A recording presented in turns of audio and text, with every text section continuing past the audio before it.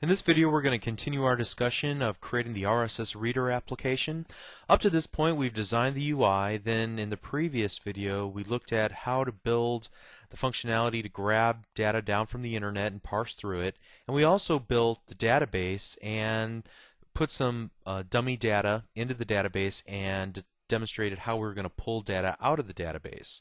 So I just wanted to now kind of refine some of that functionality. And so a lot of that will have to do with the selection, let's get over here, the selection of an individual item from, let's say, a folder, for example, and then having the corresponding channels be displayed as a result of that selection. Also, selecting a single channel and having all associated news items from that channel be displayed in this news item list box. So how does that work? Well, the way that it works is that we need to write some code, first of all, behind this this combo box. So we're going to double-click it and take a look at the folder combo box selected index changed. And I wrote some code that basically calls a few helper methods in order to refresh the list of channels based on the currently selected index of the folder. The same thing is true then. Once we refresh the channels, we'll need to refresh the news item for the currently selected channel. So I decided to break these up into individual methods so that they could be reused. For example, what if somebody doesn't change the folder but just selects a second channel from within this list box? I don't want to refresh the entire channel list and the news items. All I need to do in that case is just refresh the news items for the newly selected channel. So I broke up the functions of refreshing the channels and refreshing the news items into two separate methods. So that's what we're going to see here, the difference between the refresh channels and refresh news items. So let's go ahead. I'm going to just double click and then right click, then select Go to Definition. So it'll scroll down deeper into my code and allows me to take a look at refresh channels. And refresh channels is fairly simple. What we'll basically do is just make sure that there are channels that are currently being pulled into our data set. And if there aren't, if the count is 0, then we need to fill the channel table adapter with records from the database. So we'll call the fill method of the table adapter, passing in the RSS dataset.channel reference. So in other words, we want to fill up the channel table in our dataset with data from the database. Now, do you forget about how to do some of this, or what is a table adapter, or what is a data set? Then I would strongly encourage you to go back through lesson number 9, where we covered a lot of this in pretty good detail. Now, in this particular case, you'll also see that I have an additional line of code, line 118, which will use the filter property of the channel binding source in order to only grab out those channels that are associated with the current folder ID. Now there's a number of different ways I could have gone about this. I chose to use this filter property. Another way we could have done it is through the relationships between the folder and the channel tables. So in this particular case, I use the filter property, and I'm going to grab out the currently selected folder item from the folder combo box, and I'm going to create this little query. So only give me those channels where the folder ID is equal to the currently selected item in our folder drop-down box. So this channel binding source will then take that information, will filter out anything that doesn't fit our criteria, and will then display, because of the data binding property that we have already set up, only those channels that are associated with the current filter. The same thing is true then with the refresh the news items. Here we want to pretty much do something very similar, where if we don't already have news item rows that have been retrieved from the database, then we want to do that by calling the fill method of our news item table adapter, passing in what we want to fill up, in this case the news item data table from the RSS dataset. The next thing that we want to do is make sure that at least one channel has been selected. If no channel has been selected, then we'll set channel ID equal to 0. Otherwise, we will filter it by channel ID using the currently selected channel. Now that's really what we want. The user should have selected, or the application should have selected, a single channel, and so we want to filter out only those news items that belong to the currently selected channel as defined in the channel list box, as you can see right here. And so that's what our news item binding source will do. It'll filter out only those items and retrieve those items that are for the corresponding channel. Okay, so by doing this, now whenever we select a new folder, we're going to perform both of those methods.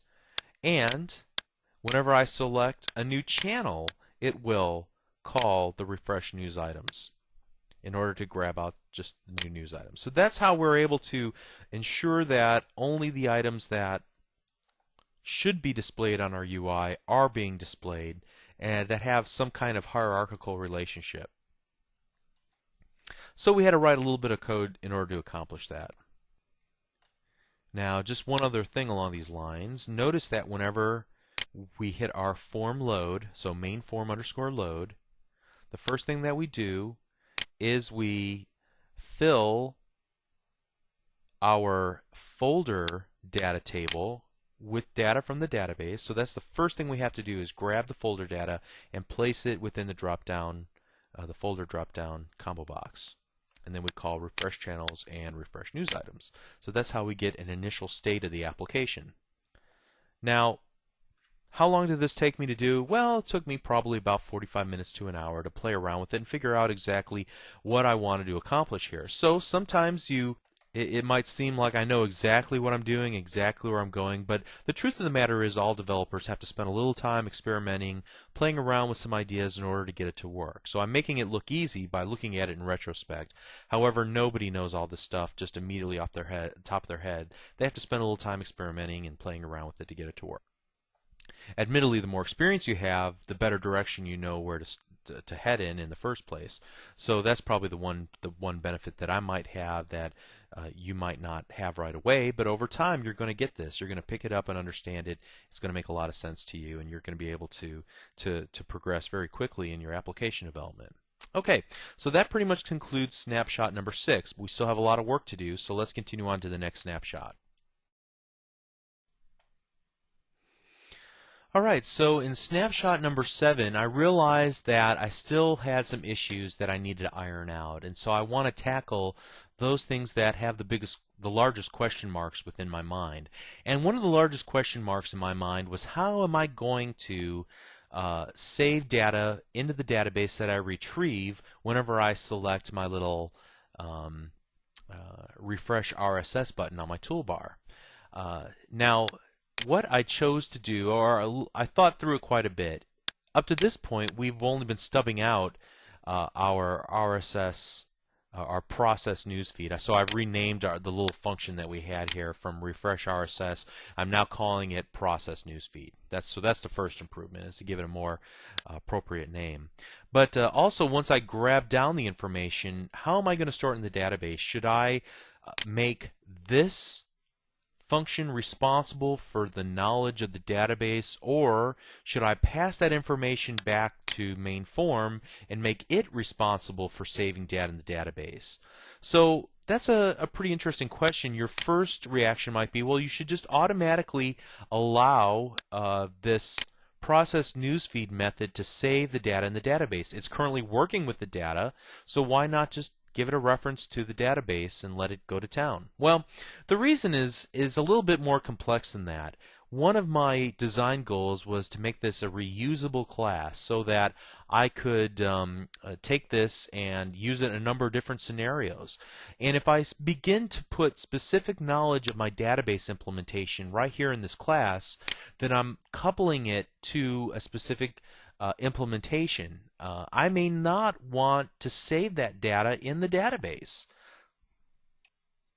I may merely want to display it on screen or allow the user to edit it or save it into a file. So there's a number of different ways I could use this very rich functionality that I've developed, and I may not want to limit it just to saving into a database. So that's why I kind of shied away from using process newsfeed to save the data directly in the database. So that only leaves me with one choice, and that is to take the data and send it back out to the code that actually calls it. And so in order to do that, I had some decisions to make. How am I going to format that data? Should I send it back in the form of a data set? Should I send it back in the form of an array? Well, all those things are definite possibilities, but I decided to take a slightly different tact at it. What I decided to do was create another class called NewsItem.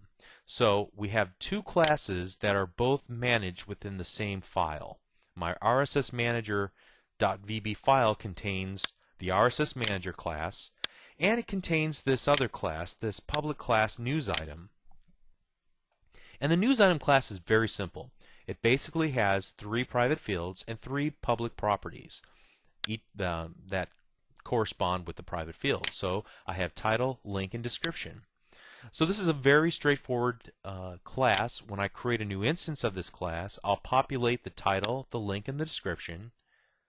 And then, as you can see in the implementation of Process Newsfeed at the very bottom where I stripped out some of my comments, where I had some question marks in my mind, how am I going to make this work? I basically create an array list and I add, instead of displaying it in a message box on screen like I've been doing in the previous snapshots, I'm going to create a new instance of this NewsItem class that I just demonstrated a moment ago. I'm going to set its properties, link, description, title, and then I'm going to add it to an array list, and then I'm going to return that entire array list that contains a collection of NewsItem objects back to the code that called our process newsfeed method. So let's take a look at our main form and see how it's changed. So I'm going to click our Refresh RSS button, and notice this time that I have added a lot more code. As a matter of fact, I've gotten rid of the existing code. You can see I commented it out there. And I've added a new helper method called query channels. So let's go ahead and go to the definition of query channels. You can see the other thing that I've done is I started to organize some of my code into regions. So let's just back up here for a second. Notice I have this region private toolstrip button events, okay? And then I've got the menu item events in another region. So this is just a nice little simple way of getting all of my code that belongs together so I can find it very quickly. So I have this region called private helper methods, and notice that the first one is called query channels. And what I want to do is go through each channel as somebody clicks the refresh RSS feeds, and I want to look for every channel, give me the URLs in those channels. And for each channel, I'm going to grab out the URL and call process newsfeed. Process newsfeed will return an array list that contains a collection of news items. And so I'm going to go for each current news item in my result that's returned from my process newsfeed method.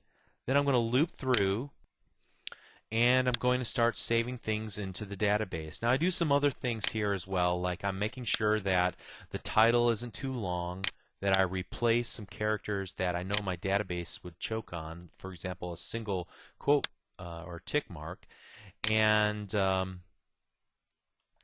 also I spent some time making sure that that particular news item isn't already in my database by looking at the title and then checking that against the values that are currently stored within my RSS dataset news item, and I do this little select where I pass in this filter expression that I constructed to see if there's any news items, filtered news items. If there are not, then I know that I need to add this to the database.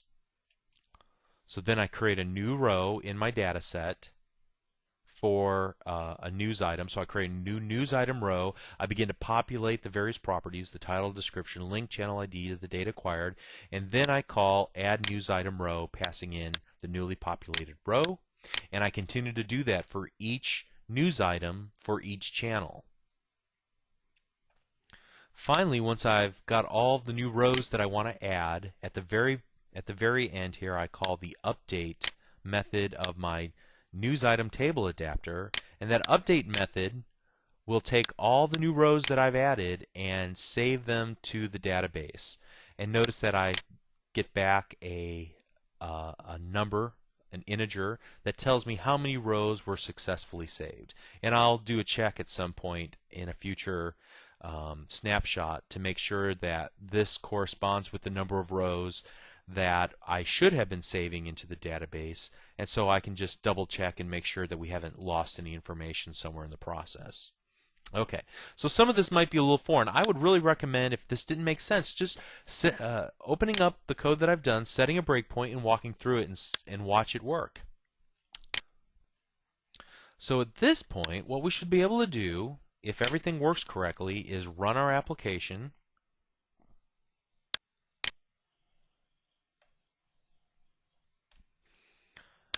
As you can see, I have a single channel and a bogus news item. I'm going to click this refresh RSS for the very first time, and hopefully it'll pull down data, live data from MSDN.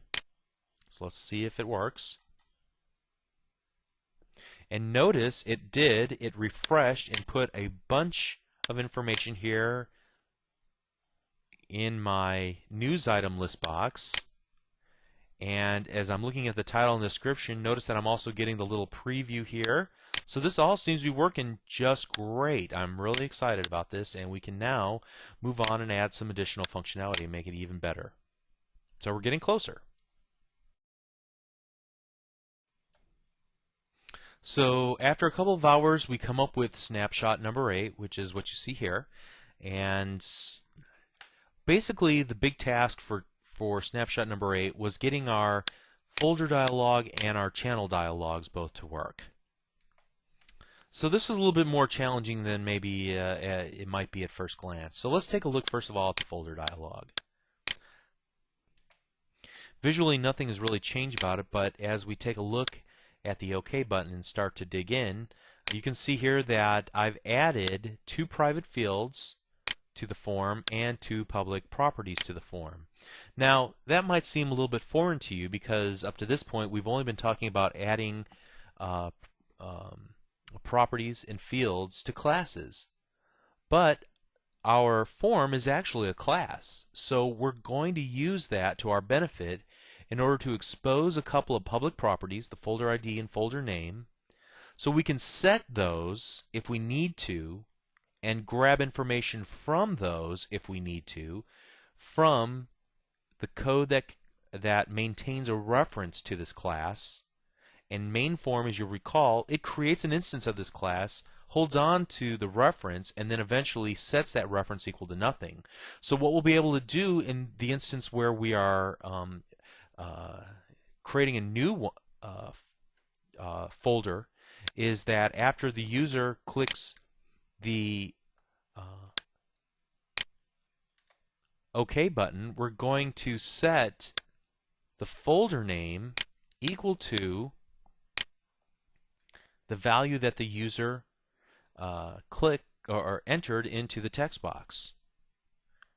And whenever the form loads, we're going to place into the text boxes the values that were set by the main form as it creates an instance of it. So let's take a look at how this is implemented. It might make a little bit more sense. So let's go here and we're going to click Add. Now notice this, that I've also taken this functionality, Add Folder, and I've placed it into its own helper method. Now why did I do that? Well, it's conceivable in the future that we'll have not only a tool strip button that allows us to add a new folder, but also maybe a keyboard combination, a menu option. I think we already have that. And so we don't want to rewrite that code every time. We just want to refer everything to the same helper method, add folder. So let's go ahead and select go to definition. And here you can see we've renamed F. We call it now my folder dialog. Since we are adding a new folder, we're setting the folder ID equal to 0. This should look familiar in lines 91 and 92, where we're going to create a dialog result object called result, and then click the show, or I'm sorry, call the show dialog method and grab back the result after the user's clicked OK or cancel on the folder dialog form. So if the user clicked the OK button, now we can go to work. As you can see here in lines 96 through approximately 104, what we do is create a new folder row, and we populate the folder name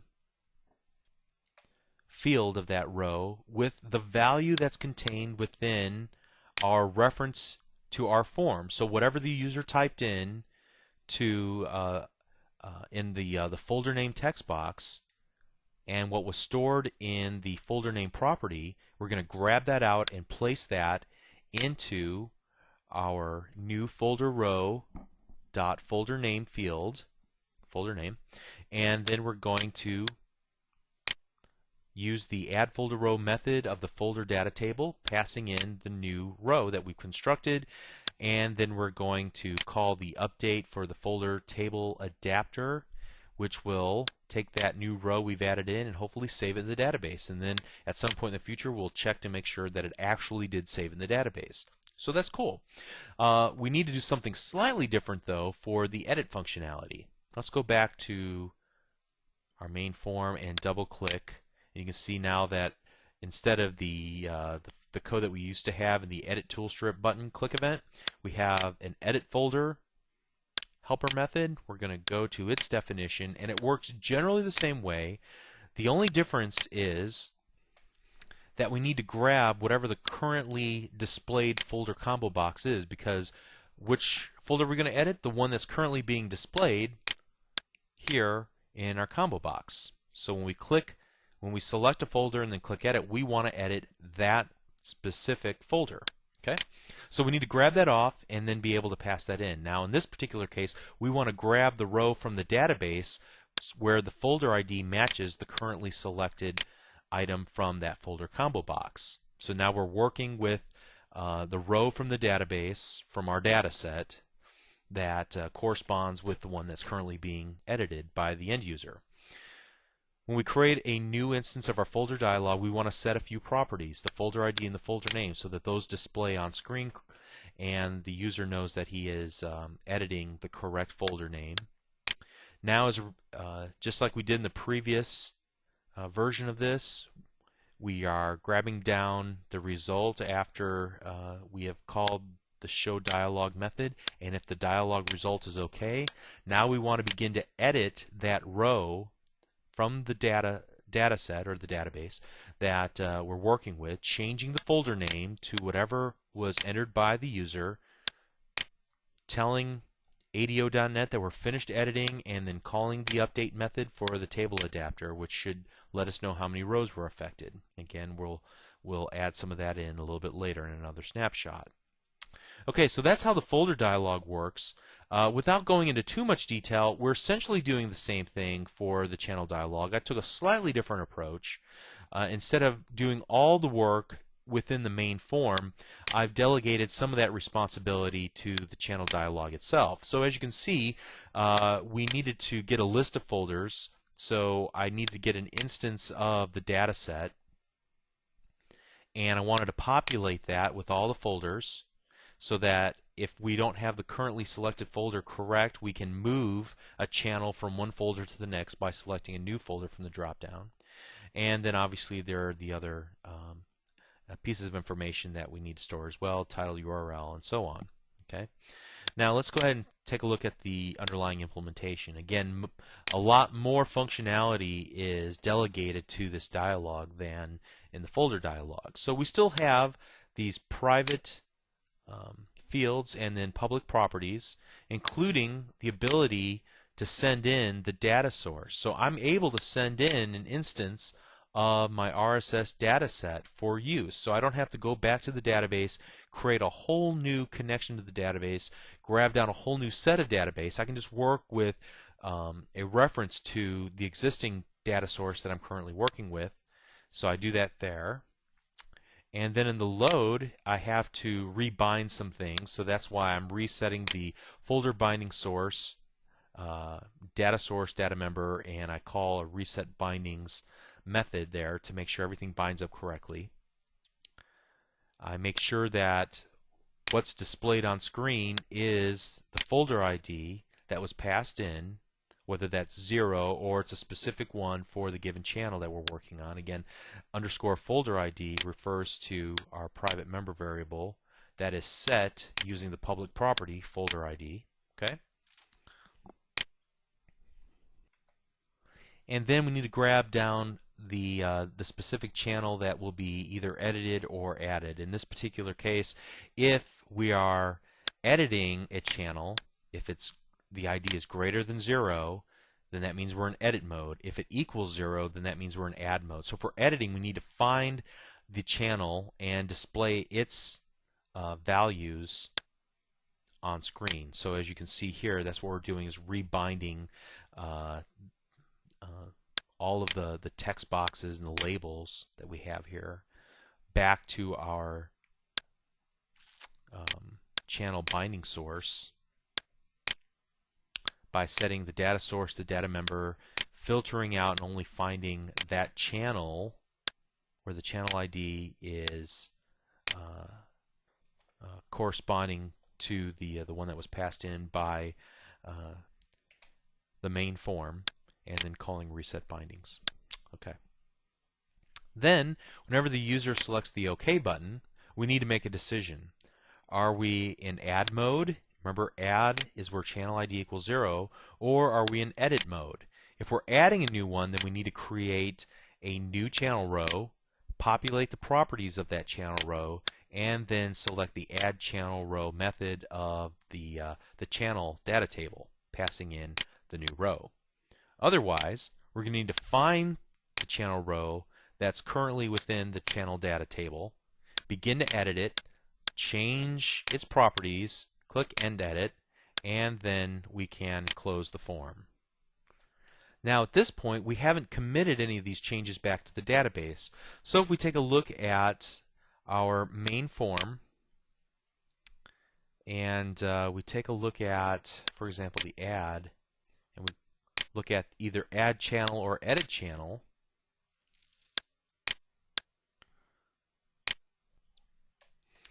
if the user clicked the OK button, then we're going to call the update on the channel table adapter so that we can then respond with a visual message whether it worked or not. Now there could have been a dozen different ways to go about structuring this.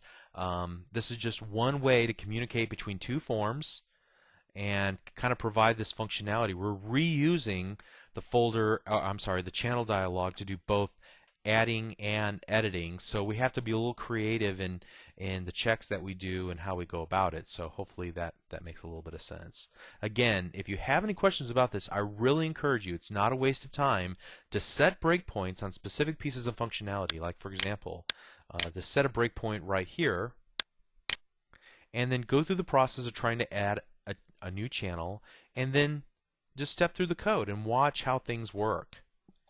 In fact, at this point, it might be more productive for you to do that than to just listen to these rather dry explanations about how this works, because it is very code intensive and it just requires some thought and some internalization. But I hope what you're getting from here is seeing the amount of work and the process that's involved. Visual Basic does a lot for you, and the visual tools can do a lot, but really to get to the power, you're going to have to write some code, as we've done up to this point. And so you can begin to see the scope and what's involved in creating a real application. Okay, so I'd be remiss if I didn't actually run the application and see how it actually worked. So what we're going to do is let's start by adding a new folder, and we'll just call this MSN Feeds. We're going to select MSN Feeds, and then we're going to add a new channel to that. Now, I hit my breakpoint. I'm just going to go ahead and get rid of that for now and continue to run the application. So notice that by default, MSN Feed shows up, but I can select a different folder if I want to. That's pretty cool. And so I want to call this MSN Tech and science. And then I have something on the clipboard. Let's see if I can paste it in here. All right, that's very cool. I'm going to click OK. Now when I do, notice that it kind of hangs a little bit, but what I've decided to do was whenever you add a new channel, that it's going to go out immediately and check that channel and bring down all of the related news items for that channel. So I didn't really show that, but that was really just a call to one method, which was query channels. Okay. So once we start separating things out into nice little buckets of functionality through the use of our methods, submethods, or functions, we can begin to provide some nice services to the user so he doesn't manually have to, for example, go up here and hit refresh RSS. It's just merely a method call and thinking and empathizing with the user that probably after they add a new channel, they're going to want to immediately look at some news items that are associated with that channel. Okay, so I can start looking through and seeing the various news items that have been added and that are available on the RSS feed. Fairly cool. So let's go ahead and shut that down. Okay, so we're getting close to being done. We spent a number of hours working on our project, and there's a lot more to do, but we're going to have it at a fairly good working state here in the near future. And what we need to do then is concentrate on tidying things up, and then how are we going to deploy this onto our friend's computer. So that's what we're going to look at next. Thank you.